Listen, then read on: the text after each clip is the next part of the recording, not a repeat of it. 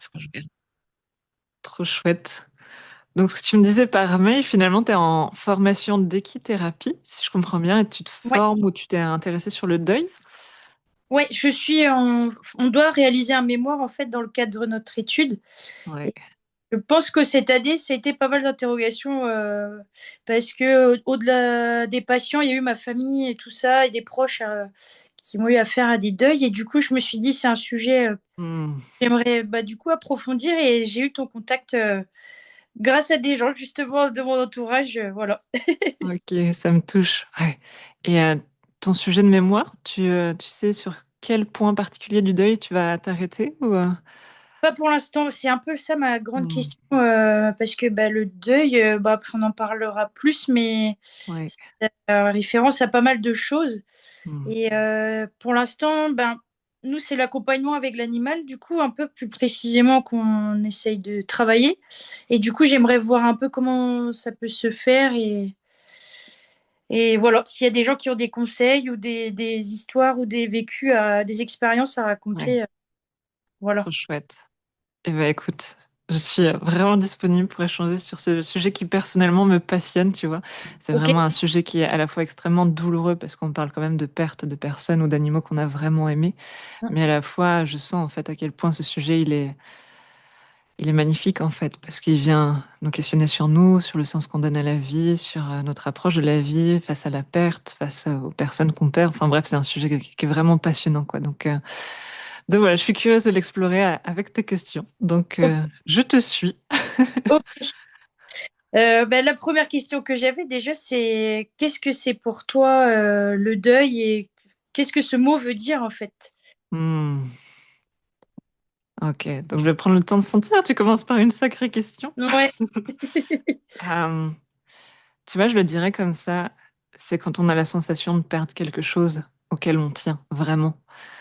Pour moi, c'est ça le deuil. Ouais, j'aurais d'autres choses à dire, mais pour moi, c'est vraiment ça. J'ai la sensation de perdre quelque chose auquel je tiens profondément, que ce soit un animal, que ce soit un état de santé aussi, que ce soit une personne. C'est comme ça que je le définirais.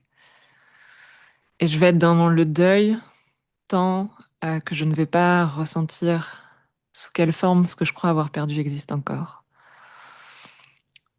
C'est un petit peu tordu, mais on va l'explorer ensemble aujourd'hui, je pense.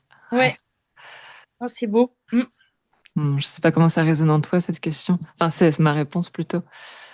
Si, si, ben, c'est ce que j'ai pu lire et apprécier des gens dans mes rencontres et tout ça cette année, je crois. Ok. Ouais, c'est que c'est la perte de quelque chose, d'un être cher, mais aussi bah, de son corps parfois ou de Hmm. son passé, quoi. Ouais, ça peut Ouais, être plein de choses. ouais, effectivement. Ouais. Je m'intéressais, il y a un monsieur qui est assez sympa à écouter. Il s'appelle Charles Pépin et en fait, il questionnait un peu le, le, l'expression faire son deuil, en fait. Je sais Hmm. pas si ça te parle et si ça t'évoque quelque chose de faire, du coup. Hmm. Tu peux me dire ce qui est précisé précisément sur la notion de faire son deuil? Tu as encore en tête ce qu'il partageait un petit peu? Ouais, en fait, il critiquait pas, mais il disait fallait un peu, enfin, essayer de chercher pourquoi faire son deuil. Il y avait, ben, il y a des phases dans le deuil, c'est ce que disent certains psychiatres, Ouais. et donc, est-ce qu'on peut vraiment le faire à travers ces étapes-là? Mais il y a une notion de temps aussi, Hmm. il y a pas mal de notions en fait qui rentrent dans cette expression, Ouais. et du coup, bah, ça dépend des façons de voir les choses. En fait, c'est pour ça que j'aime bien avoir différents points de vue, quoi. Hmm. Ouais. Euh, Déjà, moi, quand j'entends faire son deuil, euh, moi, dans ma perception à moi, j'entends qu'il y a une forme de pression où il faut le faire. Et dans ma vision, tu vois, j'aime bien cette idée de, en fait, t'as le droit. T'as le droit d'être triste, t'as le droit d'être en colère, t'as le droit même des années après de ressentir un manque, c'est ok, en fait, t'as le droit. Donc, tu vois, je répondrais ça déjà par rapport au faire qui implique un petit peu l'obligation. Moi, j'aime bien cette idée de juste, eh bien, j'ai le droit de faire ce chemin au rythme qui est juste pour moi. Après, moi, je me suis intéressée au deuil du point de vue des neurosciences. Et en fait, du point de vue des neurosciences, ces étapes qu'on décrit de deuil, de colère, de tristesse, de déni, tout ça, du point de vue des neurosciences, ça ne tient pas. En fait, t'as pas de durée minimum ou maximum pour faire ton deuil. Il y a des personnes qui vont faire leur deuil instantanément, en un claquement de doigts. Il y a une ouverture qui est là. On sent l'amour pour la personne qui est partie, mais il n'y a pas le manque qui est là. Donc il y a des personnes qui n'ont pas besoin de traverser cette étape. Moi, ça m'est arrivé, hein, où j'ai perdu une chèvre il y a 2, 3 ans maintenant, auquel je tenais beaucoup, parce que moi, la relation aux chèvres, elle s'apparente beaucoup à une relation qu'on peut avoir avec un chien. Et ça faisait des années qu'il était dans ma vie, ce bouc. Et en fait, eh bien, quand il est parti, je n'ai absolument pas eu besoin de faire mon deuil. Il ne m'a jamais manqué parce qu'il nous a tellement bien préparé à son départ que j'ai tout de suite vu la nouvelle forme qu'il prenait dans ma vie, en fait. Finalement, le manque physique s'est tout de suite remplacé par l'amour qui nous reliait et par l'ouverture du cœur qui nous avait amenés grâce à son départ, en fait. C'est ça qui a pris la place. Et j'ai pas eu besoin de ressentir le manque.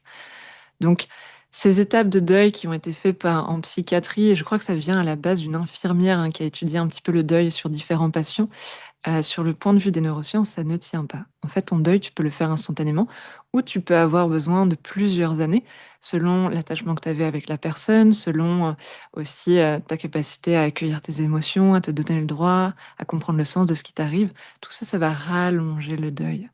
Et il y a aussi une autre étape enfin, un autre point qui vient rallonger le deuil, c'est à mettre la personne sur un piédestal.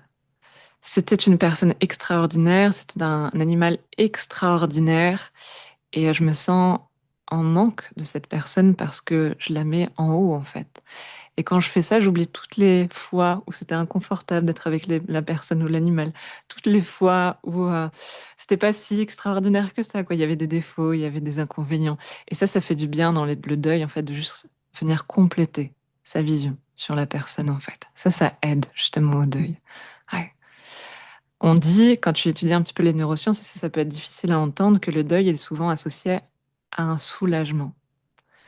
Où est le soulagement d'avoir perdu cet animal ou cette personne? Et bien souvent, il y a un soulagement qu'on retrouve dans beaucoup de deuils, c'est le soulagement de voir la personne souffrir. De le voir partir, eh bien ça nous soulage de sa souffrance quelque part, de le voir souffrir. Et de reconnaître qu'il y a une forme de soulagement, eh bien ça vient aider vraiment la question du deuil, en fait, la durée du deuil.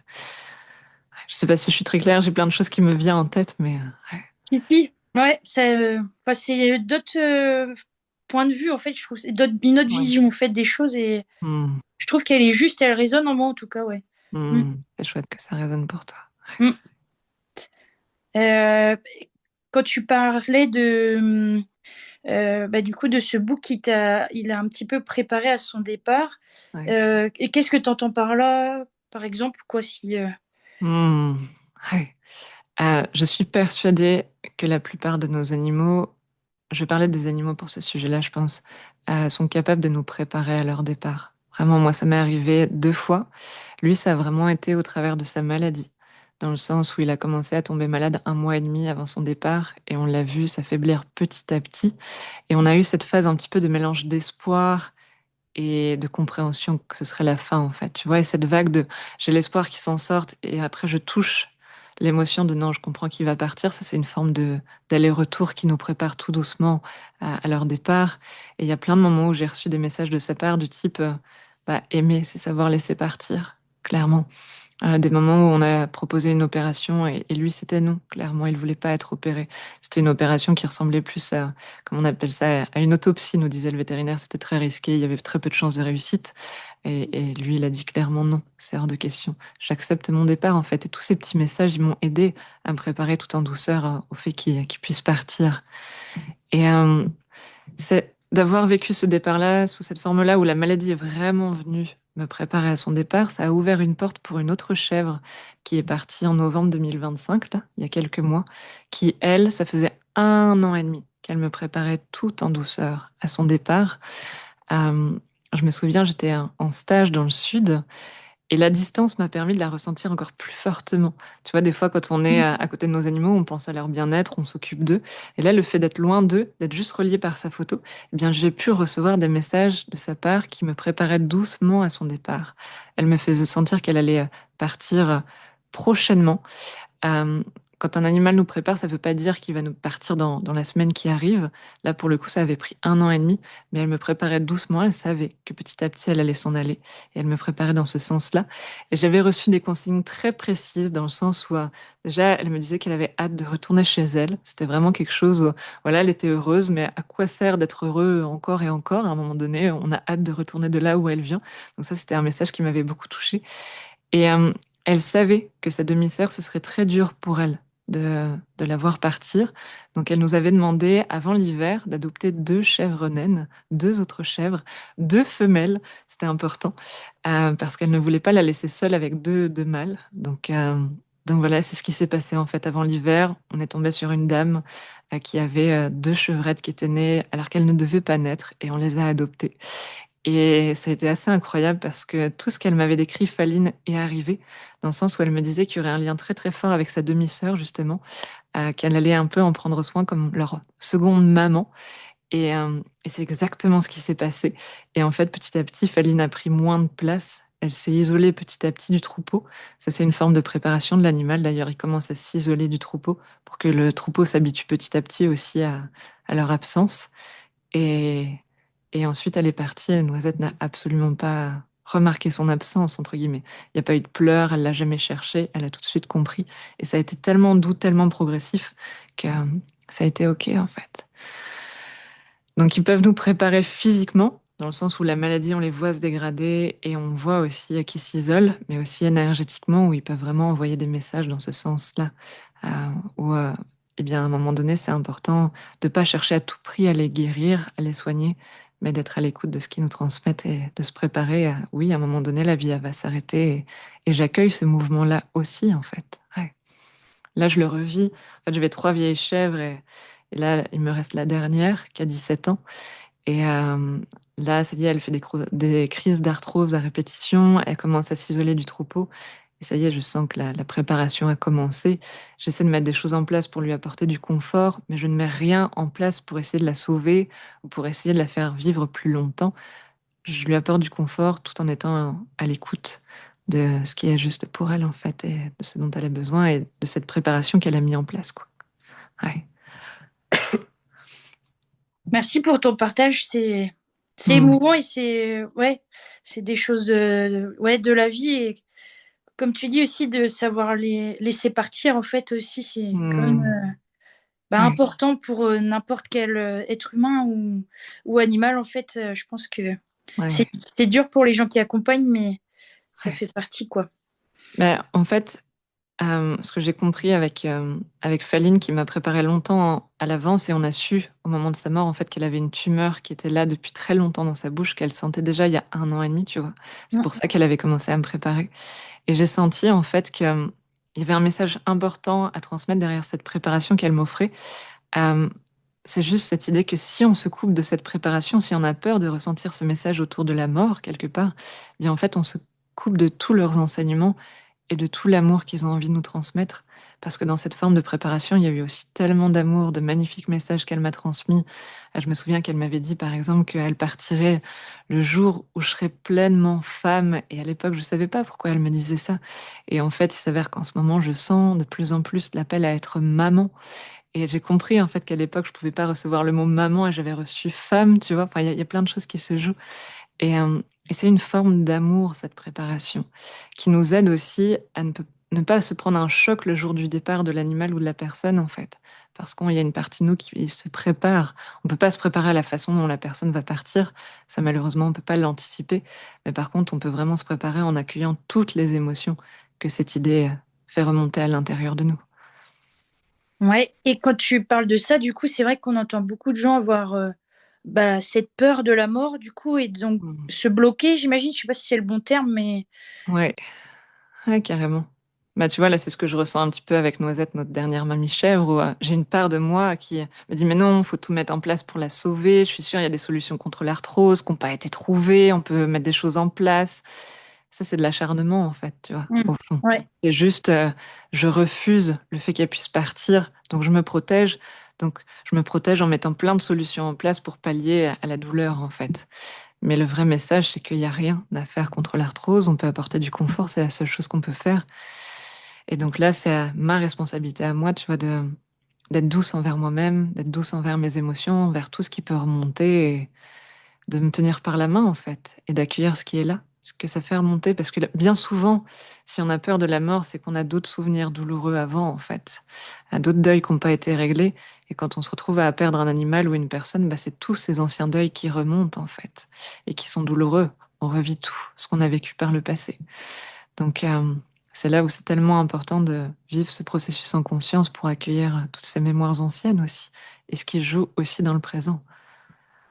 Et des fois, c'est pas forcément un vécu, mais c'est aussi toutes les histoires qu'on a entendues, des parents qui avaient peur de la mort, ou des grands-parents, des histoires horribles qu'on a entendues, et on se protège de tout ça, en fait. Ouais. Et comment du coup, tu arrives à travailler ça avec les gens qui viennent vers toi pour ça, enfin pour travailler sur ce sujet-là, du coup, ça se passe comment? Ouais. Et bah écoute, moi, ça m'arrive d'accompagner des personnes qui sentent que leur animal les prépare tout en douceur, justement. J'adore me relier à l'énergie de l'animal et de laisser guider son humain, en fait, tu vois, de prêter ma voix à leur message. Et souvent, c'est intéressant de voir que l'animal fait remonter bah, d'anciennes blessures qui n'ont pas été réglées et qui empêchent de recevoir les messages de préparation. Je me souviens d'une femme que j'avais accompagnée qui avait beaucoup vécu des traumas autour de l'insécurité physique. Et le fait d'avoir été en insécurité physique, ça l'empêchait de recevoir le message d'amour de son cheval, en fait. Donc, du coup, on a vraiment été travailler ça. Et j'accompagne aussi une fois que l'animal est décédé, bien évidemment. Et là, c'est pareil, en fait. Euh, L'animal, il est toujours là, à nous guider. Et il y a une idée qui me touche beaucoup, c'est de sentir, en fait, que notre animal, euh, il ne disparaît pas après la mort. Il a envie de nous aider à faire notre deuil. Il a envie de nous guider, en fait, dans cette étape. C'est pas comme s'il nous abandonnait. C'est juste qu'il est là, sous une forme différente, et il continue de nous guider. Et moi, j'adore jouer ce rôle, en fait, de reconnecter l'humain, de l'aider à traverser sa douleur et de, à nouveau, se sentir relié à son animal sous une autre forme. Après, je parle beaucoup des animaux, mais ça m'arrive aussi d'accompagner sur l'humain. C'est juste que j'attire à moi plus des personnes qui sont sensibles à la nature et aux animaux. Donc, c'est les sujets que je travaille principalement. Ouais, c'est chouette, super intéressant en tout cas. Hmm. Et quand tu dis, quand tu les accompagnes à se relier du coup à leur animal une fois parti ou même présent, que tu arrives à leur faire passer des messages, ça se passe comment ou... Hmm. Tu veux dire, ça se passe comment pour moi pour recevoir ce message-là? Ouais, ouais, Oui. comment est-ce que tu arrives à observer ce qui peut se passer, à recevoir des choses et à Hmm. transmettre de la bonne façon? Enfin, Ouais. ta position, c'est celle du médiateur, plus ou moins, je dirais. Je sais pas trop comment on peut Ouais. appeler ça, mais de Ouais. messager, je sais pas. Ouais, carrément, on pourrait mettre le mot de messagère. Euh, Comment expliquer? En fait, je les ressens vraiment, tu vois. Quand je me relie à la personne et qu'on se relie, souvent la personne, elle m'envoie une photo de son animal et que je pose mon attention sur lui, je vais tout de suite ressentir son énergie être là, en fait, tu vois. Je le vois pas, je suis pas quelqu'un qui voit vraiment bien les choses. Par contre, je les ressens dans mon corps. Tu vois, c'est comme si j'avais des petites antennes qui étaient là et paf, qui captent quelque chose et qui ressent. Et je suis hyper à l'écoute, on va dire, de mes ressentis corporels, de ce que je ressens. Et c'est par ce biais-là que je vais recevoir les messages des animaux, en fait. Et voilà, ça peut venir comme des sensations, des ressentis, ça peut être des messages très clairs par les mots. Des fois, je sens que c'est moi qui traduis en mots une énergie qui est là. Ok. Euh, ouais. Et ce qui me touche beaucoup, c'est de sentir en fait à quel point les animaux, ils ont souvent une vision très très large. Nous, on a une vision très étroite où on est connecté à nos blessures, à la partie élève à l'intérieur de nous qui dit j'aurais préféré que ça se passe différemment. Et eux, ils ont une plus grande capacité à se relier à leur partie sage qui voit le sens des choses, en fait. Et je sens que petit à petit, les messages des animaux aident euh, leurs humains à comprendre pourquoi ils devaient partir de cette façon-là, pourquoi ça devait se passer à ce moment-là, quel est le sens, en fait, et quelle nouvelle forme il est en train de prendre dans leur vie. Donc, c'est souvent des messages qui aident finalement à comprendre le sens de ce qui s'est passé. C'est ma médecine à moi, en tout cas. Oui, ouais, ouais, ouais. Mais je pense que plus on accompagne des gens enfin, dans ces moments-là, plus on observe des choses qui peuvent dépasser un peu les mots, justement. Hmm. Et en tant que soignant, on est très scolaire et on apprend à faire d'une certaine manière. Et en fait, je pense qu'on est un peu tous démunis par moment comment faire du coup dans ce moment-là parce qu'on observe certaines choses qui, ouais, s'expliquent pas en fait. C'est, Hmm. ouais. Ouais. Et là, pour le coup, je sens que l'animal, il est un vrai pilier. Moi, ça m'aide à avoir beaucoup de confiance dans mes séances, tu vois, parce que j'écoute la voix de l'humain. Je fais souvent mes séances par téléphone. J'écoute la voix et j'ai pas besoin de trouver justement des solutions dans ma tête pour pouvoir aider la personne. En fait, je me laisse vraiment guider par l'animal et c'est lui qui, au fur et à mesure, amène des choses auxquelles j'aurais même pas pu penser, en fait, tu vois. Faire remonter, comme je disais, un trauma du passé, une émotion qui bloque, une intention qui est juste pour la personne. Je trouve ça extraordinaire de voir à quel point ils nous connaissent, en fait, vraiment. Et à quel point ils peuvent nous guider grâce à cette vision large, en fait qui nous invite de plus en plus à développer aussi à l'intérieur de nous. Tu vois, j'aime bien Mm. dire, en nous, on a l'élève qui aimerait que les choses soient différentes et le sage aussi à l'intérieur de nous qui est capable de donner du sens à ce qui est là, en fait. Et les animaux nous aident à développer vraiment cette part sage à l'intérieur de nous, à lui donner de plus en plus de place. Parce qu'ils ont aussi la part élève à l'intérieur d'eux, hein.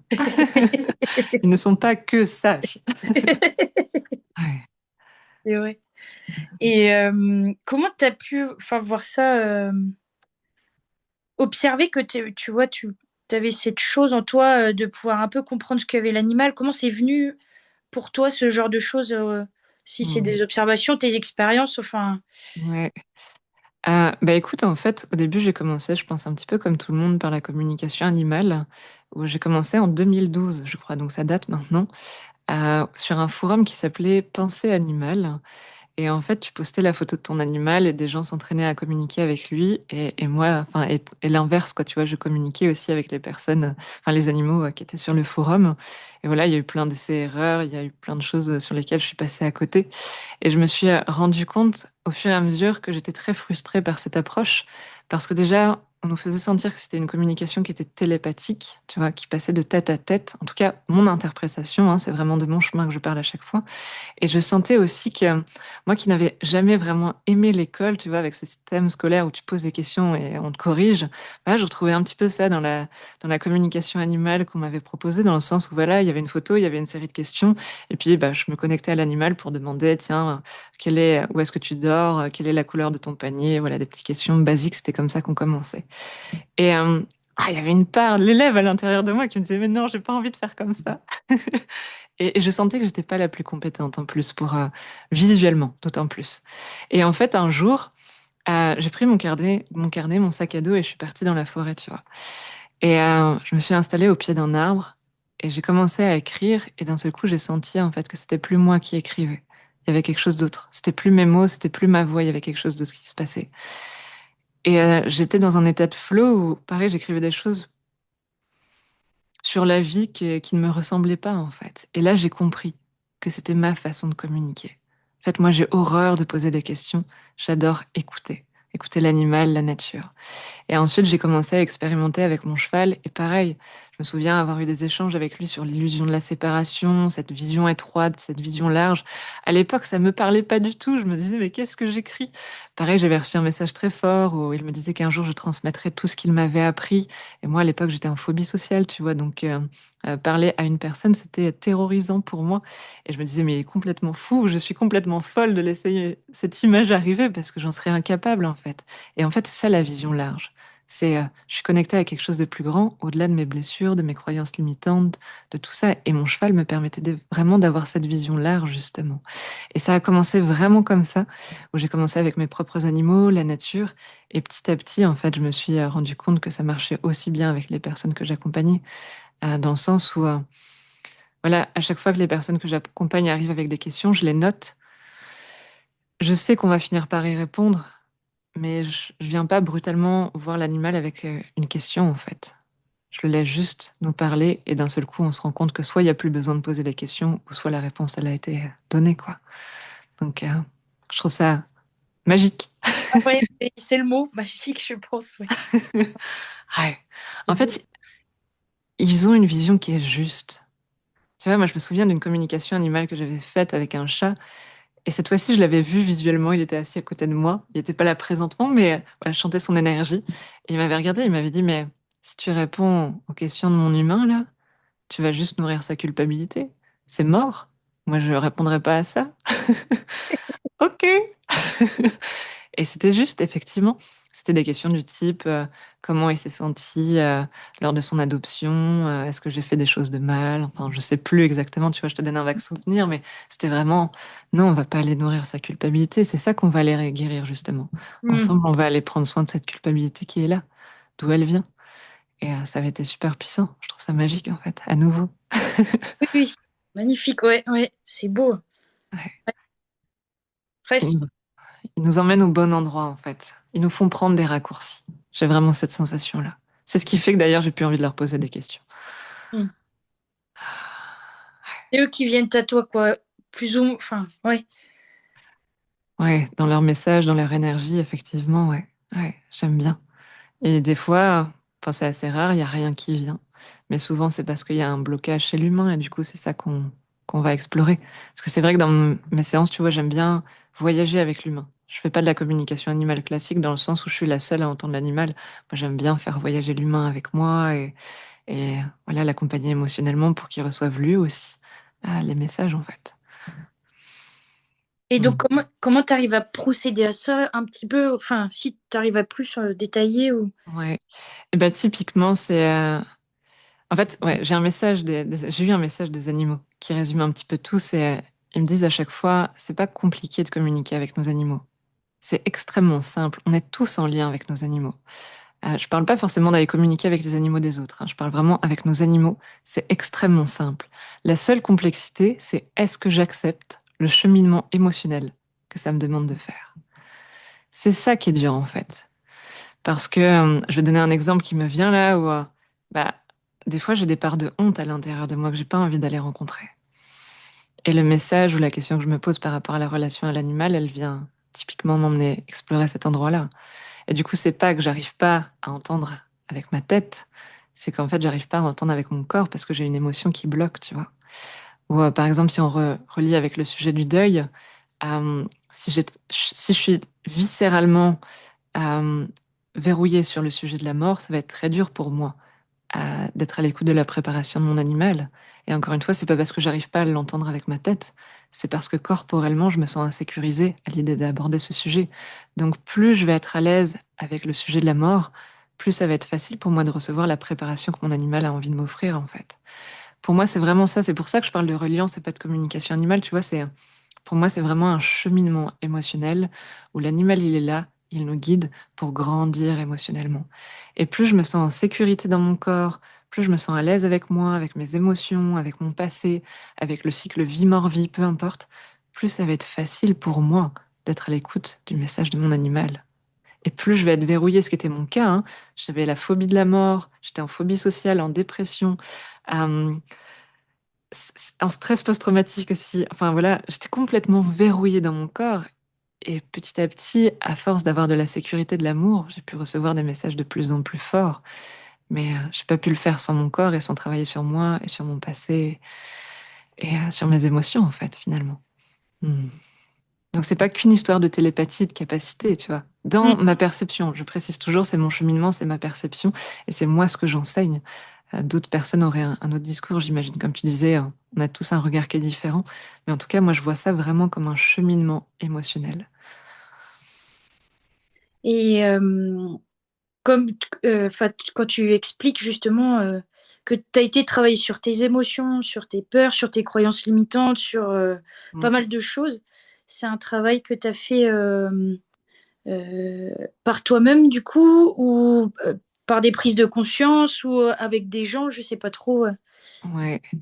Bah, en fait, j'ai fait les deux. À la fois, tu vois, j'ai beaucoup fait de méditation dans la forêt, auprès des animaux. Les animaux ont été un vrai pilier pour moi pour créer un espace sécure dans la relation, tu vois, pour sentir de la sécurité dans la relation. Et après, j'ai pas mal exploré aussi la voie du chamanisme. Donc là, j'ai fait des formations, hein, où on a été explorer le lien à l'animal totem, le lien aux quatre directions, à la terre, au ciel. J'ai fait aussi l'approche consciente de la mort, donc justement, voir notre vie du point de vue de là-haut, en fait, ça apporte beaucoup. Est-ce que j'aurais des regrets, tiens, si je mourais maintenant? Tout ça, ça a été vraiment passionnant. J'ai fait le recouvrement d'âme aussi, aller chercher des parts de nous qui ont été insécurisées par les passés et vraiment les ramener avec beaucoup de sécurité ici et maintenant. Donc vraiment, ça a été un chemin passionnant. Ce qui m'a manqué dans ce chemin, c'est juste que ça laissait encore la porte ou la place au fait que je me sentais victime de mon passé. En fait, je recevais vraiment l'amour et la bienveillance des alliés, de la nature, des animaux, mais je sentais au fond vraiment que je me sentais encore victime de ce qui s'était passé. Et ça a été un cadeau pour moi parce que ça m'a poussé à explorer encore d'autres approches. Et là, je me suis formée, par exemple, avec David Laroche, au niveau de son école de coaching dont je te parlais.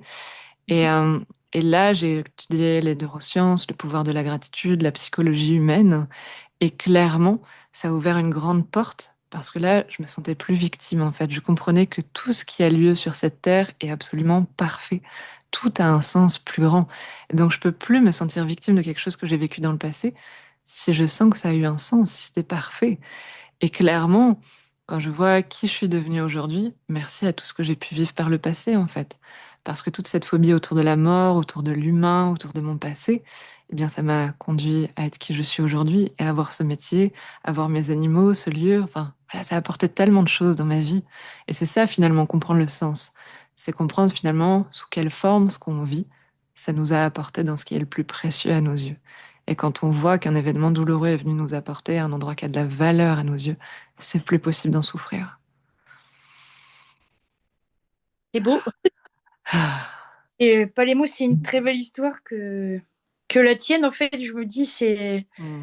ouais, une évolution constante, quoi, de... Ouais, ouais, j'ai pas les mots, mais c'est un beau parcours, je trouve, de... Ouais, tu t'es laissé l'ouverture d'esprit, en fait, d'aller chercher un petit peu ce que... Des réponses, en fait, plus ou moins, Hmm. pas forcément claires, mais... Enfin, ce que la vie avait à t'apporter, quoi, en fait. Je sais pas trop comment dire ça, mais... Mais, en fait, c'est parfait ce que tu dis parce que j'ai vraiment eu la sensation, en fait, que parfois j'étais dans un couloir qui était assez sombre, tu vois, avec beaucoup de peur, beaucoup de stress, beaucoup de tristesse. Mais que je voyais une lumière au bout du couloir, tu vois, il y avait quelque chose qui me guidait et qui me disait, bah, va explorer le chamanisme. J'ai exploré la méditation aussi. Je me souviens, j'ai été aussi en Camargue parce qu'il y avait des Amérindiens qui venaient témoigner de leur culture. Et du coup, j'ai traversé la France entière pour aller les voir. Je savais pas pourquoi et en fait, ça m'a apporté. J'étais en Thaïlande rencontrer les éléphants, au Mexique rencontrer les baleines. Tu vois, chaque fois, cette lumière au bout du couloir me disait, va dans cette direction. Et à chaque fois, j'avais la sensation soit de récupérer une part de moi, soit une capacité que j'avais oubliée, soit un sentiment de sécurité plus grand. À chaque fois, en fait, je trouvais des morceaux, des morceaux. Et comme je disais, là, l'étude de la gratitude, clairement, ça m'a fait lâcher la phobie sociale, le stress post-traumatique, le sentiment de victime. J'ai l'impression d'avoir passé des gros caps, des gros paliers. Et ce que je trouve magnifique, en fait, avec la gratitude, c'est que ça rejoint énormément la vision des animaux. En fait, là, j'ai la sensation que tout mon chemin, il se croise et c'était des mots différents, c'était des images différentes, mais ça m'a emmené exactement au même endroit, en fait. Et je trouve ça incroyable. La vie, elle est tellement bien faite quand on écoute juste ce qui est juste pour nous. Hmm. Ouais. Et ouais, enfin, le défi aujourd'hui, je pense, c'est de ramener les gens, en fait, à ce qui est là, en fait, quoi. Finalement, je trouve, avec la vie Mm. actuelle que l'on mène, les patients, quand je les entends, ou, enfin, on va vite tout le temps, quoi. Et du coup, ce qui est Mm. là, on n'écoute plus trop, j'ai l'impression, quoi. Ouais. Enfin, je Et, ça- suis la première, hein, dans ce cas, mais c'est pas une critique, mais... et pourtant, tu vois, j'ai l'impression qu'on va vite parce qu'on a l'illusion que ça nous fait avancer plus vite. Mm, Mais en fait, combien de raccourcis j'ai pris juste en étant à l'écoute de ce qui est là, tu vois. C'est incroyable. On va mm, tellement plus vite, plus aligné, plus efficace, en fait, quand on écoute ce murmure intérieur. mm. Ouais. Et pour écouter ce murmure intérieur, justement, c'est la méditation plus qui te fait, qui t'amène à ça, ou c'est d'autres choses, ou... Hmm, c'est une bonne question. Moi, ce que j'aime bien, c'est euh, me prendre des vrais temps, que ce soit de méditation ou d'écriture. Moi, je passe beaucoup par la pratique d'écriture, me créer de vrais espaces-temps où je vais écouter mon cœur. Parce que comme tu dis, en fait, quand on court partout, eh bien, c'est très dur d'être à l'écoute de son intuition.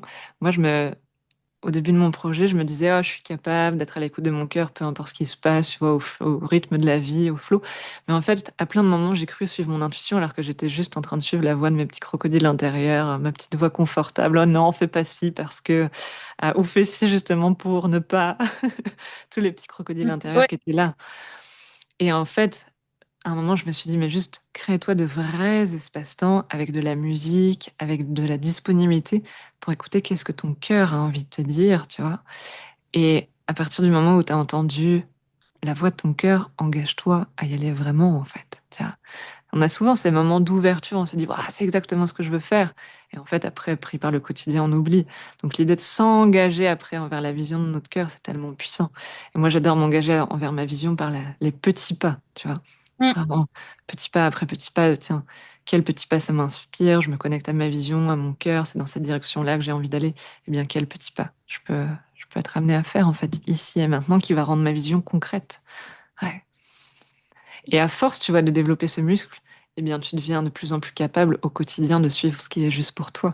Mais c'est un entraînement, c'est une musculation. Ouais, j'imagine. C'est vrai. C'est pas simple de revenir à ça, mais c'est tellement vrai, je pense, pour se réaligner et se sentir mieux dans sa vie, quoi. Ouais. Mais tu Ouais. vois, il y a des questions essentielles, moi, que j'adore me poser, c'est quelle est ma vision? Qu'est-ce qui est vraiment important pour moi? Qui est-ce que j'ai envie de devenir? Qu'est-ce que je veux vivre? Toutes ces questions, se poser vraiment et se dire, tiens, qu'est-ce que mon cœur me dit par rapport à ça? Ouais. Parce que la vérité, si tu te poses pas toi-même ces questions, c'est la vie, l'extérieur, les autres qui vont y répondre à ta place, en fait, tu vois. Mm. Donc c'est tellement important de se dédier un temps pour avoir de la clarté sur ce que je veux, en fait. Combien de fois, tu vois, je pose cette question aux personnes que j'accompagne et elles me disent, bah, je veux pas ça. Oui, mais qu'est-ce que tu veux? Ah bah je veux pas ça. Mais non, mais qu'est-ce que tu veux, tu vois vraiment? Et on a du mal à mettre des mots. Dans le rapportant, c'est plus facile de décrire ce qu'on ne veut plus Mm. que de décrire qu'est-ce qu'on veut vraiment. Et ça, c'est tellement important. Tellement important. Ouais, c'est vrai. Mettre en mots les choses, même, je trouve, c'est pas si simple que ça. Mm, Nos, mm.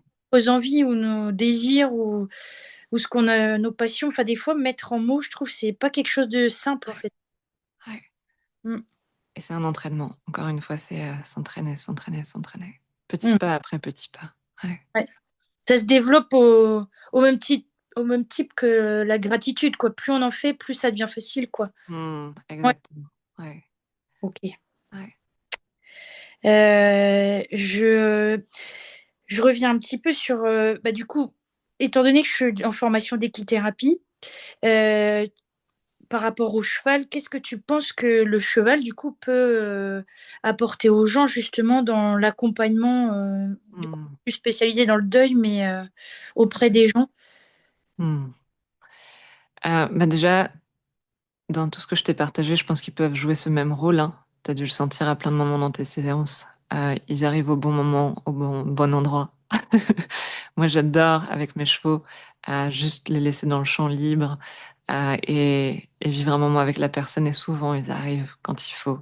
Ils viennent poser le nez là où il faut, au bon endroit, au bon moment. Je trouve ça extraordinaire, moi. Donc déjà, ils Mm, peuvent apporter ça, cette justesse au niveau du timing et du message, vraiment.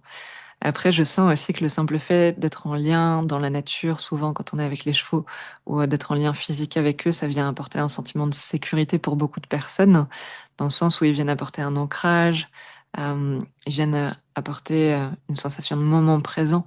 En fait, c'est comme si c'était un guide sur lequel on peut un peu s'appuyer pour quitter le flot un peu incessant du quotidien dont tu parlais, tu vois.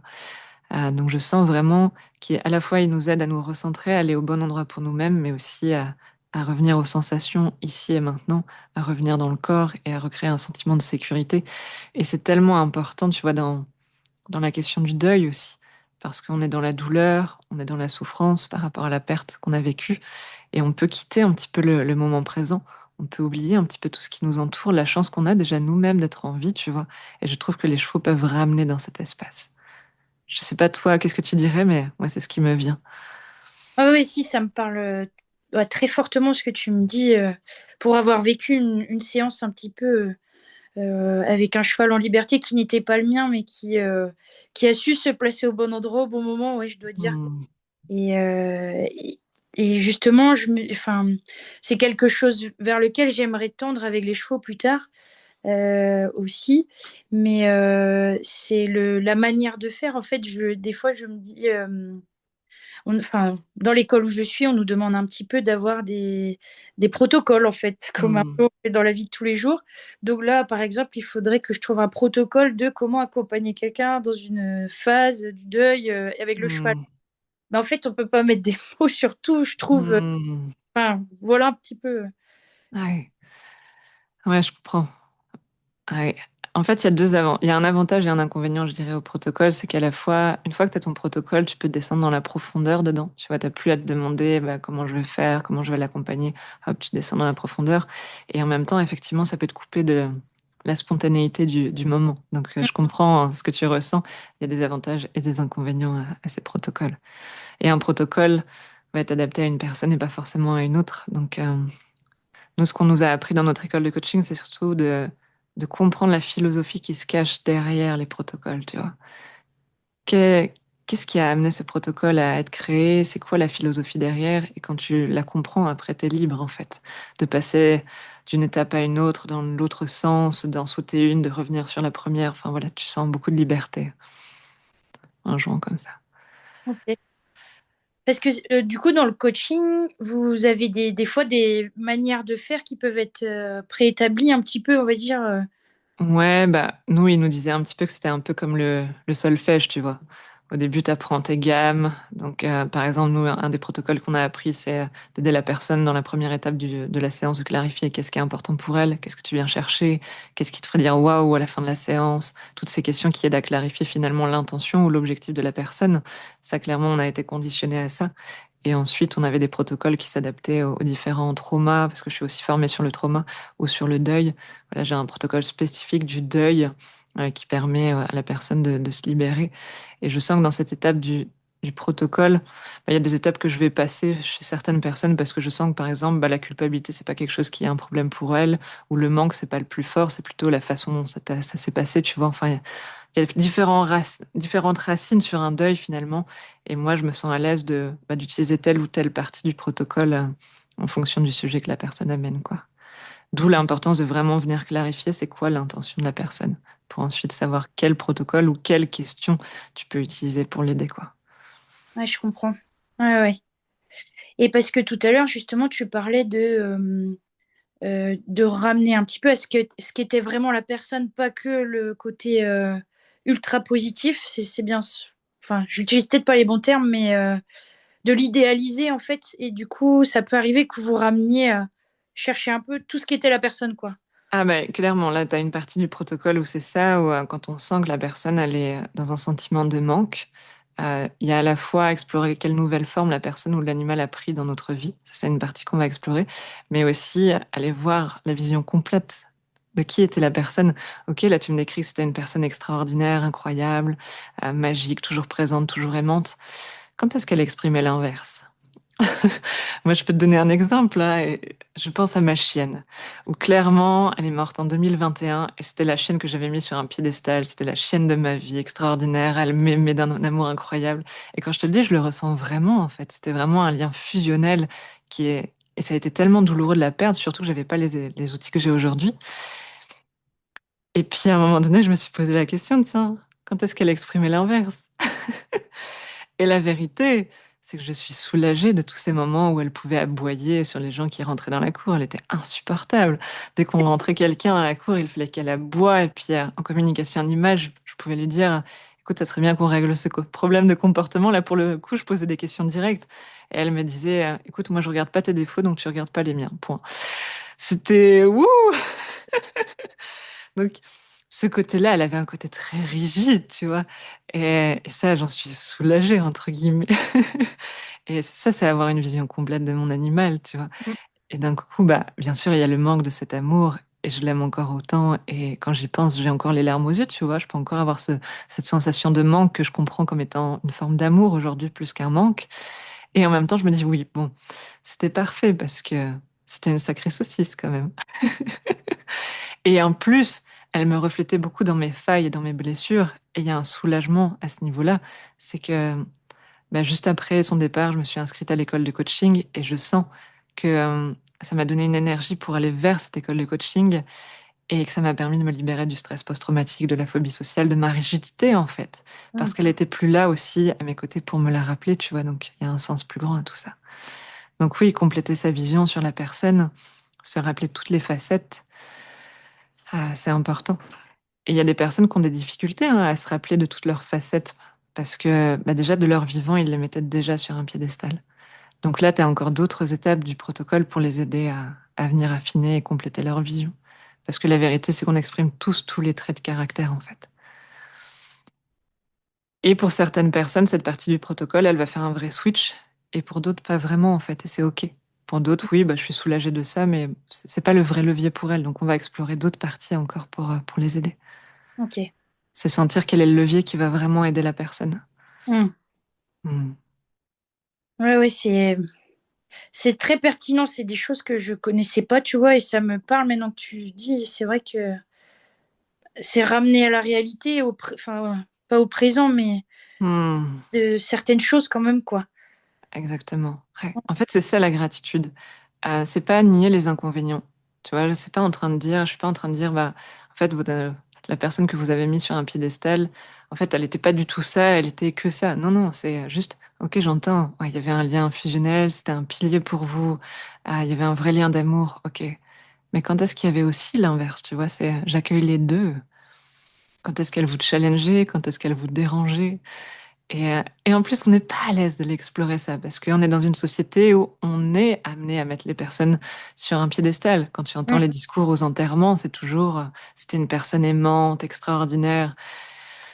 Oui, la mort aide à voir les choses comme ça, mais c'est pas vrai. Il n'y avait pas que ça. Et c'est juste Ouais. être honnête. Tu vois, moi, si j'étais amenée à mourir aujourd'hui, ben, j'aimerais qu'on se rappelle effectivement de mes beaux côtés, mais j'en ai aussi plein où des fois je peux être un peu mégère ou me plaindre et tout, et c'est important de se rappeler ça. Ou des fois je peux être fatiguée. Ok, c'est important de voir ça aussi. J'étais pas que extraordinaire. Ouais. Non, c'est vrai, il y a beaucoup de cet enjeu-là, je trouve, dans les accompagnements de fin de vie que moi j'ai pu faire. On voit souvent que c'est des moments qui délient beaucoup de choses, même au sein des familles, Ouais. où les gens, du coup, reviennent et après, pour le mieux ou pour le pire, des fois, ça dépend, mais c'est vrai que c'est des moments très particuliers dans la vie de tout le monde, je trouve, quoi. Hmm. Suivant aussi, je pense, le regard que porte l'éducation qu'on en a eue et le regard qu'on en porte dessus ce moment-là, quoi. Ouais, carrément. Mm. Carrément. Et dans ce que tu dis, je ressens un peu aussi, oui, effectivement, il y a de vraies libérations qui se passent hein, dans les Mm. derniers instants de vie. Il y a des vraies ouvertures du cœur qui y a, en fait. Où est-ce que j'ai lu ça? Je sais plus. Dans un livre, je lisais dernièrement où il disait notre mort est la dernière chance qu'on nous donne pour ouvrir notre cœur. Et je trouve ça beau, en fait. La façon dont on va partir est la dernière chance qu'on nous donne pour venir ouvrir notre cœur. Ouais. Ouais. Ouais, c'est vrai que c'est des moments où, ouais, ouais, où les mots, ils utilisent enfin, souvent les personnes dans leur livre utilisent les bons mots. Ils sont souvent, quand ils se préparent doucement à cette arrivée-là, ouais, ont une sagesse en eux à ce moment-là, je trouve souvent. Je sais pas comment dire ça, mais ouais, Mais en fait, ils sont reliés à l'essentiel, j'ai vraiment la sensation. ouais, Mm. c'est vrai. Et d'ailleurs, c'est ce que je vois dans la préparation des animaux, tu vois, par rapport à leur départ, où j'ai la sensation qu'à un moment donné, quand la souffrance physique ou la douleur physique est là, d'un seul coup, c'est plus eux qui deviennent importants. C'est les humains qui les ont accompagnés, en fait. C'est comme s'ils mettaient toute leur énergie pour préparer l'humain en douceur, pour profiter des derniers instants avec eux. Ça me touche beaucoup de sentir ce... D'un seul coup, je suis plus concentrée sur moi, mais j'ai envie d'offrir, en fait. Le reste de ma vie, j'ai envie de l'offrir. Et ça me touche, vraiment. Ouais, ouais, c'est beau. Ah. Eh ben, j'ai pas, t'as répondu à pas mal de questions et en même temps, t'en as ouvert plein d'autres, je pense. N'hésite pas, si tu en as d'autres, Ouais, avec plaisir. ouais. Mais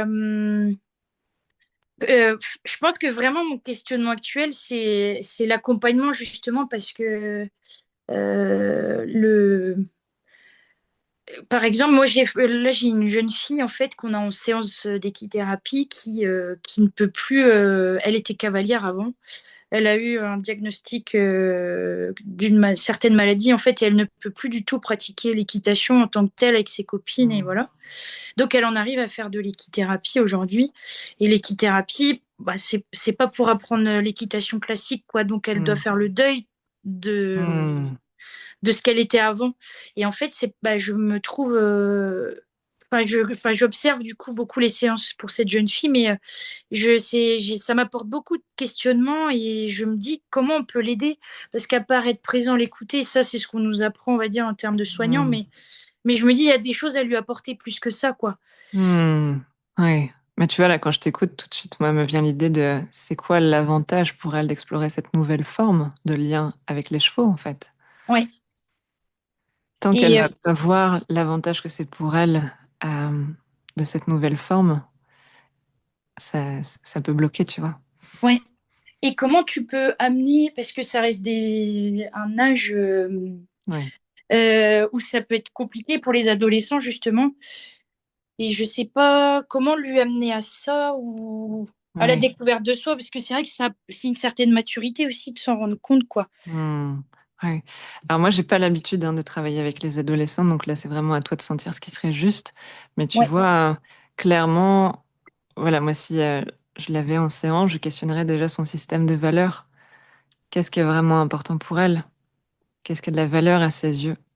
ouais, Et de voir sous quelle forme, par exemple, l'équithérapie ou l'équicoaching, peu importe, vient nourrir son système de valeurs. Et c'est pas facile dans le cas du deuil parce que forcément la personne est dans cette idée de c'était mieux avant en fait. J'ai envie de retrouver l'ancienne forme, j'ai envie de pouvoir remonter à cheval. Et bien sûr, mm, l'écoute, l'empathie, l'accueil de cette douleur, elle est importante dans ce que tu fais déjà, dans ce que tu me partages. Mais si tu veux vraiment l'aider, c'est petit à petit, bah, tu serais passé à côté de quoi finalement?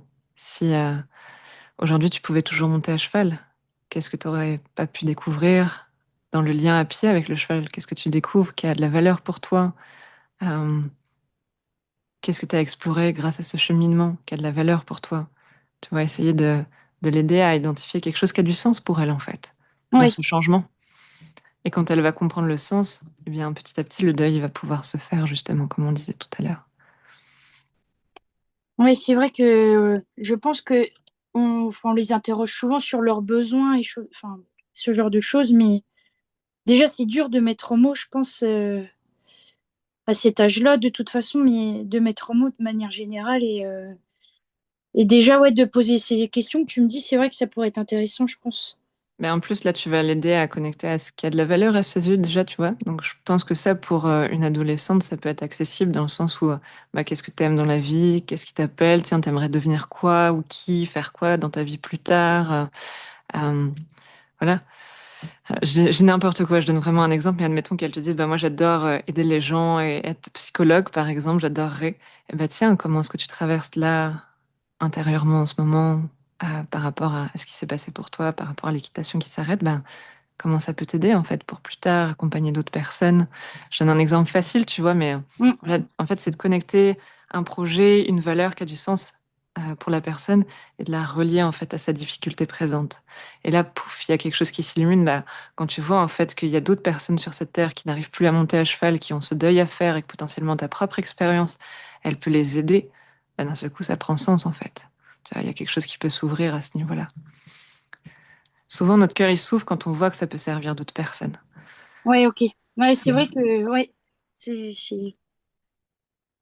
ouais, ouais, maintenant que tu dis ça, c'est vrai que ça peut être c'est des choses qu'on voit souvent justement avec les associations ou les choses comme ça. Les gens, du coup, arrivent à accepter un petit peu et font le Hmm. deuil de quelque chose en aidant les autres. Oui, tout à fait. Exactement, Ouais. exactement.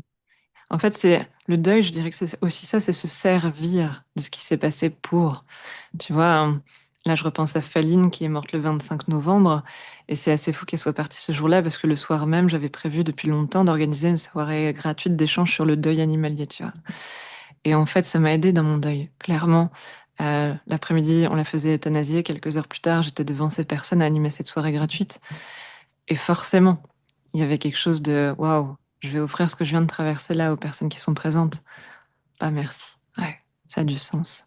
Et pareil pour Faline, j'ai pas eu ce sentiment de manque. Il était pas là. Parce que ça avait du sens, en fait. Hmm. Ouais, ouais, ça fait écho ce que tu dis. C'est Ouais, chouette. ouais, ouais, non, c'est.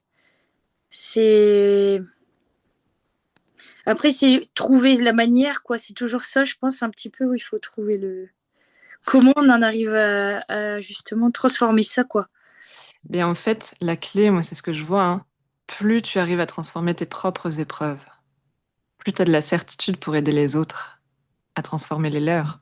Hmm. Tu vois, moi, je sens que j'ai gagné vraiment en certitude, ce qui fait que je peux accompagner beaucoup de sujets autour du deuil, du trauma, parce que moi, j'ai de la certitude pour ma propre expérience, en fait. Je sais, je suis convaincue à 2000% que tout est juste, que tout a un sens plus grand. Et je l'ai vu, ça s'est appliqué à tout ce que j'ai pu traverser dans le passé. Et je pourrais creuser encore, que je verrai encore d'autres bénéfices, d'autres avantages, tu vois. Et avec cette certitude-là, eh bien, je peux aider les personnes à faire ce chemin. Par contre, si c'était juste de la théorie pour moi, tu vois, que je me disais, oui, tout est parfait, je l'ai appris dans un bouquin, je caricature un petit peu, mais là, quand une personne va, voilà, m'annoncer un gros trauma qu'elle a vécu ou une perte qui s'est fait dans des conditions dramatiques, tu vois, est-ce que je suis capable de tenir ma théorie face à elle, en fait? Mm. Et oui, si moi-même j'ai été explorer ça dans ma propre vie, en fait. Et je crois que c'est vraiment un rôle en tant que thérapeute, tu vois, c'est vraiment de cheminer et d'aller éclairer toutes nos zones au maximum, en tout cas, qui ont été blessées, qui auraient préféré que ça se passe autrement, et de s'accompagner à voir finalement en quoi ça a été parfait, quel a été le sens de ça. Et du coup, ça permet d'accompagner de plus en plus de personnes sur un sujet, des sujets divers, en fait. Mm. Et quand tu accompagnes les gens, ça t'arrive du coup de parfois expliquer un bout de ton parcours à toi ou ouais. Ouais, ouais, carrément, carrément. Je le fais pas toujours, mais je le fais dans deux situations. La première, quand je sens en fait que, comment dirais-je, la personne, elle n'arrive pas à descendre dans la profondeur, elle reste en surface. Et je sais que moi, si je partage mon histoire et que je change de vibration, tu vois, que je descends dans ma propre histoire, dans la profondeur, ça va lui ouvrir un espace pour elle, pour aussi descendre dans la profondeur.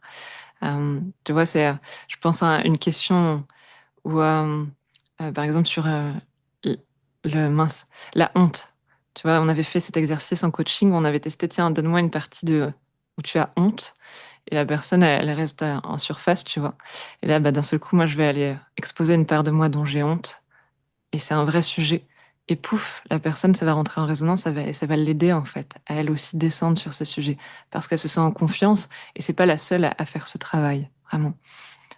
Et j'aime bien aussi utiliser mon histoire, soit pour illustrer un principe théorique que je partage, pour apporter plus de compréhension. Et aussi, des fois, j'ai des personnes qui me disent, oui, mais Aurélie, voilà, c'est beau ce que tu partages, mais bah, voilà, faut pouvoir le pratiquer. Et du coup, bah, je partage mon histoire. Et du coup, je suis encore plus crédible aux yeux de la personne. Et du coup, elle me fait confiance, tu vois. Mm. Donc, je le fais jamais pour raconter mon histoire, pour m'offrir un temps de parole, mais à chaque fois, j'ai une intention derrière en me disant, tiens, ça peut servir la personne qui est en face de moi. Je vais le faire, en fait. Ou des fois, ça permet de se sentir connecté. Tu vois, j'aime pas trop cette idée de la thérapie où il y a le thérapeute et il y a le Mm. patient. Ça, j'aime pas ça. Enfin, c'est ça. En tout cas, moi, ça ne vibre pas quand je suis accompagnée ou quand j'accompagne. Moi, j'adore le fait qu'on puisse être humain et avancer ensemble, en fait. Ouais, tout à fait. Je pense que c'est ça qui me pose question enfin, là où je suis pour l'instant. Le, on est là, on participe et à la fois on regarde, enfin, on est observateur et on peut soulever des questionnements pour la personne, mais ouais, justement, des fois j'ai l'impression de pas être d'égal à égal, quoi, aussi. Et Hmm. c'est ça où c'est difficile de se placer. Bon, après, je pratique pas pour l'instant, donc j'ai peu de recul, quoi, mais c'est ça où j'ai peur et je me dis. Poser des questionnements aux gens, certes, mais il y a des prises de conscience à avoir. Et après, je pense qu'on n'a peut-être pas assez d'outils, nous, pour l'instant, pour aussi explorer, accompagner les gens dans la profondeur des sujets, peut-être. Hmm. Je pense que ça vient aussi de l'expérience et des différentes formations comme toi, tu as fait. Tu vois, on voit que c'est un sujet qui est travaillé et pourquoi on fait ça. Hmm. Et moi, je pense que ça manque, par exemple, sur le deuil, hein, qui me pose question, du coup, mais Hmm. ou d'autres sujets, quoi. Mais ouais. Du coup, ça m'intrigue tout ce que tu me dis là. Tu vois, je me dis, il y a des choses à explorer. T'es chouette. Ouais, c'est précieux. Mm. Et vraiment, je crois que plus tu vas grandir toi, plus tu vas ouvrir ton cœur à ta propre histoire, plus ça va être facile pour toi d'offrir cet espace à d'autres personnes, en fait. Et des fois, dans les écoles que j'ai pu voir, il y a un petit peu cette idée de j'apprends de la théorie et, et bien sûr, on pratique sur moi, donc je grandis aussi, mais j'ai vraiment l'impression que ce qui détermine vraiment un coaching ou une séance, c'est moi émotionnellement, comment je me sens avec moi-même et comment je peux accompagner la personne à partir de cet espace-là, en fait. Ouais, c'est vrai. Ben, enfin, déjà, j'observe, hein, suivant l'ancrage de comment on arrive en séance, ça se passe déjà pas pareil, quoi. Ouais, c'est clair. le peu que j'en ai vu jusqu'à maintenant. Mais les chevaux, déjà, sont assez révélateurs globalement. Mais, Oh oui, mais ouais. c'est clair. Ben, je te remercie en tout cas pour tout ce que tu m'apportes là. Sincèrement, Hmm, tu vois, tu m'ouvres un peu à d'autres choses. Là, je me dis, il faut que j'explore ce sujet parce que ça m'a questionne quand même. Et auprès des gens, en fait, comment les accompagner au mieux, quoi. hmm, Je trouve que tu as des belles réponses à leur donner par moment et l'accompagnement, quoi. Je trouve que c'est beau, ouais. ça me touche. Ouais. Ouais, vraiment. Un grand merci en tout cas. Et ben, avec grand plaisir, et n'hésite pas si tu as d'autres questions qui te viennent là ou plus tard, avec grand plaisir Ouais. pour, te répondre. C'était chouette. Ouais, bah carrément. Vraiment, ça me touche beaucoup ce sujet et ça me touche de la manière dont tu l'abordes et Hmm, ouais, de façon humaine finalement, quoi. Je me dis, hmm, on est tous des êtres humains et des fois ouais, les façons de, soit c'est un sujet, je trouve, où on se ferme et on n'ose pas trop l'aborder, on est juste présent et on met ouais, pas les mots sur des mots, quoi. ouais. Et soit on essaye un peu de le rendre théorique, quoi, mais pas vraiment. Hmm. Ouais. Ouais, mais tu vois, quand je t'écoute là, il y a plusieurs étapes que moi je vois dans le deuil, tu vois, on n'en a pas forcément parlé, mais à se donner le droit, vraiment. Se donner le droit de ressentir ses émotions, et ça, en séance, c'est tellement important de juste, waouh, t'as le droit en fait d'avoir mal, d'être triste, d'être en colère. Parce que dans notre monde, les gens sont souvent mal à l'aise, tu vois. Mm, Quand ils voient une personne pleurer, oh, mais t'inquiète pas. Moi, on m'avait dit, t'auras un autre chien, t'inquiète pas. mm, Non, j'ai pas envie d'un autre chien. Mais en fait, les gens, ils ont envie d'être bienveillants, mais ils savent pas mm. comment faire. Ouais. Donc déjà, tu vois, toi, par rapport au deuil, sens que tu apportes déjà énormément de valeur à la personne juste en lui offrant un espace d'écoute où elle peut se déposer sans être jugée. Déjà, c'est vraiment important et de l'aider à se donner le droit, en fait, de s'accueillir, peu importe ce qu'elle ressent. Je sens que vraiment, le deuil, ça vient réparer ça, notre capacité à nous tenir par la main, à nous donner le droit de ressentir nos émotions. Vraiment, ça, c'est une première étape importante. Ouais. Et après, petit à petit, aider la personne à réparer son lien à la vie, effectivement. Parce qu'il y a souvent d'autres traumas derrière qui nous empêchent de nous sentir apaisés avec le deuil qui se passe là maintenant, clairement. Et ça invite à réinterroger complètement la façon dont on regarde les choses de façon générale, en fait, clairement. Et aussi, tout ce qu'on a déjà évoqué, eh bien, sous quelle forme l'animal ou la personne est toujours présente, comment elle nous aide à traverser notre deuil, quelle nouvelle forme elle a pris dans notre vie, c'est quoi l'avantage pour nous qu'elle ait pris cette nouvelle forme dans notre vie. À combien de fois j'ai vu des personnes s'ouvrir à la communication animale, par exemple, parce que leur animal venait de partir et que c'était la seule forme pour le retrouver. Et je trouve ça magnifique, cette ouverture que ça amène pour les personnes. Ouais, Donc, ouais, et ça, pour toi, ça fait enfin, c'est plusieurs étapes, du coup, dans cet accompagnement, quoi. Un petit peu, quoi. oui, en gros, moi, c'est à ça que je pense quand je pense deuil, tu vois. Mm. Et aussi, voilà, cette étape de compléter sa vision, se rappeler que la personne n'était pas que extraordinaire. Et ça fait du bien, ça permet de s'apaiser un petit peu, de sentir du soulagement. Et vraiment, le soulagement, il est important dans le deuil. De sentir le deuil, ok, il y a une part de moi qui est touchée, ça me manque, mais aussi de sentir qu'il y a une part de moi qui est soulagée. Et quand je me sens soulagée, je suis plus dans le deuil, tu vois. Donc ça permet vraiment de cheminer petit à petit et ça fait du bien. Mm. Ouais, c'est chouette. Non, c'est beau. Trop chouette, Ouais. Et ben, je te remercie. Je crois que j'ai posé pas mal de questions déjà qui m'intriguaient. trop Et chouette. ouais, merci beaucoup pour ta présence avec moi pendant ce temps. Et Avec grand t'as plaisir. pris le temps. Merci beaucoup. Puis je Avec, reviendrai sûrement vers toi avec maintenant, grand mais plaisir. ok. Merci beaucoup. Trop chouette. C'est ok pour toi que je diffuse l'enregistrement du coup? Oui, oui, oui, il n'y a pas de souci. Ah, ok, c'est chouette. Et ben, grand merci à toi aussi du coup et à bientôt avec grand plaisir. Ah ouais, non, franchement. Et parce que tu fais des coachings, du coup, pour les gens chez toi aussi, ça arrive ou Oui, tu fais en ouais. visio? Ouais. Je fais des séances individuelles par téléphone et aussi au milieu du troupeau, surtout à l'été parce que j'ai pas de, tu vois, j'ai juste un champ donc l'idéal c'est qu'il fasse un peu meilleur quoi. Ouais, ouais, ouais, non, mais carrément, je pense que on verra bien. Mais ouais, ouais, ça me parle. Avec plaisir pour te retrouver quand ce sera le bon moment pour toi. Ouais, c'est ça. Bon, bah, grand merci et puis bah, une bonne après-midi alors. Merci, toi Oui, aussi. Prends soin de merci. toi. À bientôt. Salut, à bientôt. Salut.